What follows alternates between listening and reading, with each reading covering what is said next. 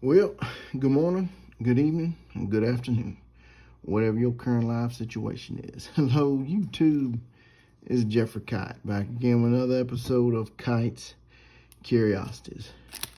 Folks, man, it has been a weekend, and I'm going to wind down this Sunday night.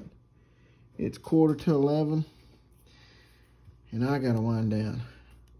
And I'm going to wind down with my RC Cola and my moon pie, because it's been that kind of a day. It's been very hectic.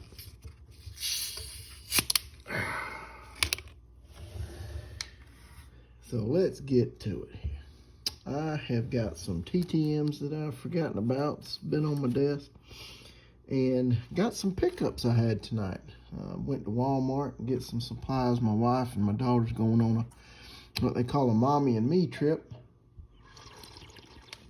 Man, that's good. Yeah, that's good. And now I was able to pick up a few things in addition to their supplies. So first, let's get right to the TTMs, okay? What y'all say? Hey, I'm gonna show three. Don't want to make this video too long. Got one coming out of Metro Atlanta, Georgia. Let's see what we got here.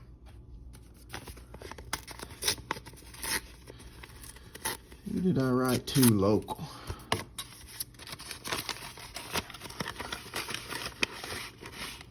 Index card. Nobody didn't sign it, but yes. All right. Mr. Randy Cross.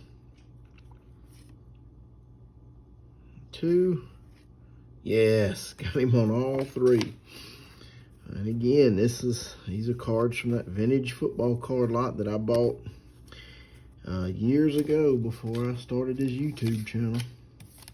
Out in the estate sale. Hadn't hit up any estate sales lately. I might need to do that as the summer's winding down. But there's old Randy Cross. Randy, he was a really good athlete at every level, high school, college, and pro. When he was in high school, he was a state shot put champion out in California. Let's feature these cards. There we go. He was a state shot put champion. Let's see if I can blow it up a little bit. There y'all can see. There you go. And in this shot put, he beat some pretty notable folks. He beat Terry Albritton, who went on to set two U.S. and I think 2 world records in shot put. And I want to say Albritton. No, he didn't win any. He did not win an Olympic gold, but he was a world record holder. And also Jim Neidhart, that was part of the Hart Foundation and was a WWE tag team champion along with Bret Hart, and he's in the WWE Hall of Fame. So again, Randy Cross, he beat both of those guys out in state and high school shot put championships out in California. He went on to play for UCLA, and he was all Pac-8 in 1975, and he was part of that great Rose Bowl team in '76 that beat Ohio State in the Rose Bowl that year, and he went on to be named in the College Football Hall of Fame that year. I want to say, yeah, UCLA won the Pac-8 championship in '75. He went on to play for the 49ers, played for them all 13 years in his NFL career, and had 3 Super Bowl victories. So very happy to get Mr. Randy Cross back. I actually met him at a Falcons game one time because I used to do a lot of radio here in town. And very nice guy. I was just walking along, and I looked to my left, and I was like, "Hey, Randy Cross?" He said, "Yes, sir, fella, what's your name?" I was like, "My name's Jeffrey Kite." He says, "Nice to meet you, Jeffrey. Did you enjoy the game?" And I was like, "Well, no, because Steelers came in and beat us. He said, I understand. But anyway, we had a good little conversation there, and that was nice to meet him. So, Mr. Randy Cross. All right, let's see. This is a thick one here. Woo, coming out of Orlando, Florida. I think I know who this is. Let's see if this is possibly a famous cousin of mine. Maybe. Who knows? I might be related to this dude. Let's see. Coming out of Orlando, Florida.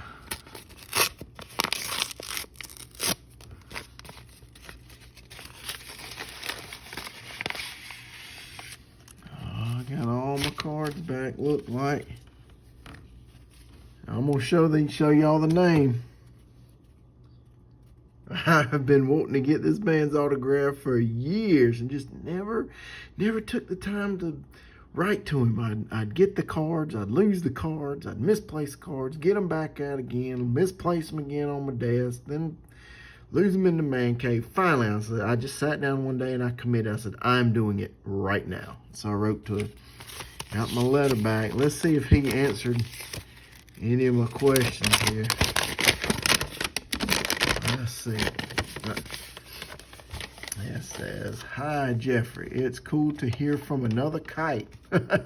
My father knew a lot about kite family history, and we have records of them. Let's shrink this up a little bit so you can see it. Down a little bit more. I can't fit it all in there. But anyway, we have records of them living in Virginia's Shenandoah Valley. Our kites moved to Missouri by 1870 after the Civil War. My dad was from the Kansas City area. He said there were other kites in Tennessee, Pennsylvania, Georgia, there we go, and North Carolina. But just to fill you guys in, my family, that from what we've been able to track down, most of the kites that I grew up with, there's from around Alabama, but it was from Phoenix City, Alabama, which is right across the border from Columbus, Georgia, Chattahoochee River. So maybe not, I don't know. It says maybe we're distant cousins. Thanks for being a great fan. Sorry, I don't have any game used gear. Regards, Greg Kite. I asked him in my letter if he had possibly had like a game used jersey that I could buy from him, and I wouldn't take advantage of it. I mean, I'd offer him several $100s for it. I would, but unfortunately, Greg said he did not. So I'm still gonna be on the lookout for a Greg Kite jersey one day. I'd love to hang that up in my man cave. Have a kite, on an old Hornets or Magic jersey. The Celtics jerseys are just out of sight because, he was on the championship teams back in, when was it? He was on 84 and 86. So let's see if he signed the cards. Oh, beautiful right there. Got that one. A little dark, but I don't care. You can still make it out. Ooh, that one got smudged a little bit. He still signed it nonetheless. I print these too. That one got smudged, a little dinged up, but no problem. That's a beautiful one right there. That's one probably my favorite. Look at him going up, taking it to the hole against Patrick Ewing. Nice. It is again. And then, oh, that one got dinged up some, but no problem. Mr. Greg Kite, folks. I'm going to tell you. Oh, I grew up watching this guy, and let's see if we can get the best one. I think that first one, yeah, we'll go to this one. Greg, I tell you what, thank you so much for signing these cards, man. He was my favorite basketball player growing up for obvious reasons, but just to fill y'all in on this guy, he went to BYU, and he was on their 1979 and 1980 Western Athletic Conference championship teams with another guy that y'all might have heard of, Mr. Danny Ainge. And in 81, they reached the Elite Eight, and they lost to Ralph Sampson and the Virginia Cavaliers in the tournament that year. He was on the Celtics championship teams in 84 and 86. And whenever the Celtics needed somebody to come off the bench and shut down Kareem Abdul-Jabbar, they called on this man. And let me tell you something, he went toe-to-toe with Kareem many times and played tremendous defense and was able to just shut him down and help the Celtics gain control of the game back and win. So this is one of my favorites. This is going to get a special place in the man cave, Mr. Greg Kite. Thank you so much, bro. Let's see. I'll put Randy. I got Randy Crow's rookie card and this Greg Kite right here. All right, let's see who else we got. Coming out of Raleigh, North Carolina. Research Triangle. Let's see. Here's a thin one here.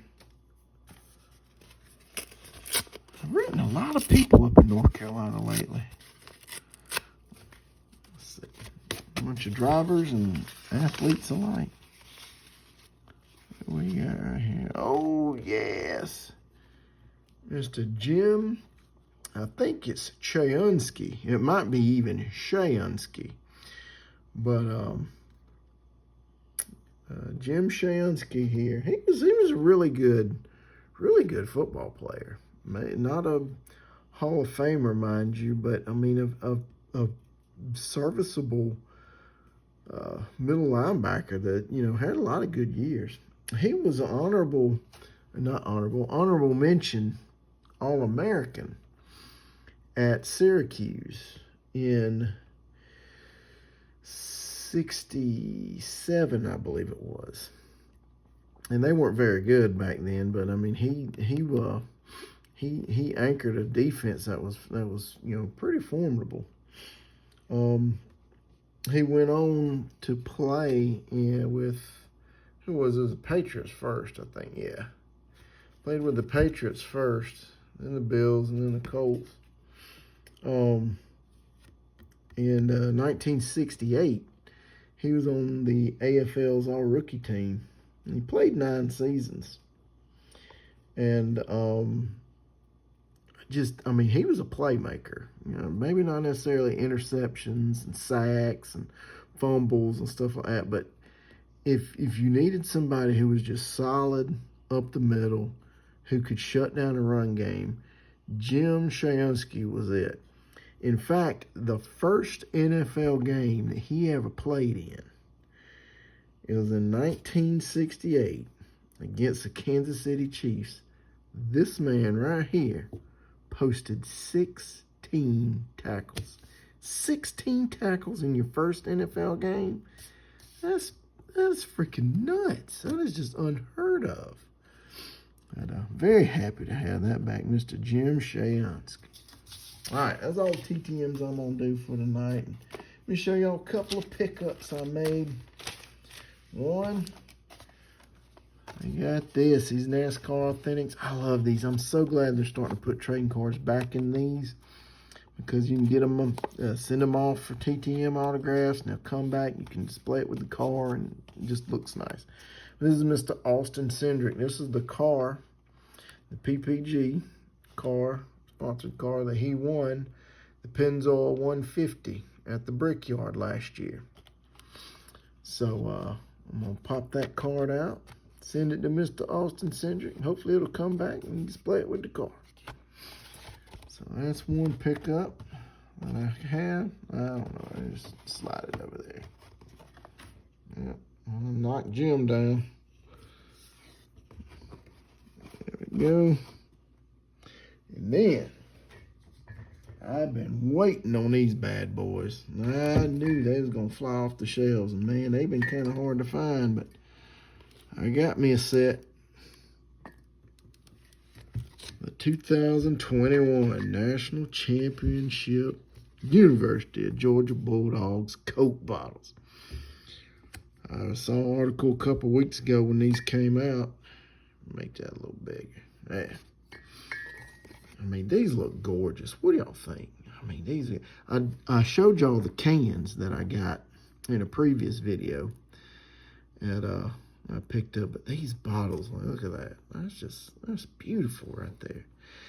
What I don't like about them, makes me kind of sad, is that they're not painted on. It's a plastic wrap, plastic shrink wrap around it. But you know, it is what it is, and you know, if you're a dog fan like me and you're gonna collect them, I mean, this is what you got. So anyway, very happy to get them. That's gonna go in the man cave. So let's slide these over here. Let's set it aside like that. There we go. And I guess we'll put Austin down here. There we go. There, we got it all in there. So, and anyway, folks, I'm gonna enjoy this RC Cola, and I'm gonna enjoy my moon pie, and probably watch a couple of highlight shows and head on to bed and get ready for class tomorrow. So, as always, folks, like, comment, subscribe, do whatever you want to do. Till next time, y'all take care now. Have a good one. Bye.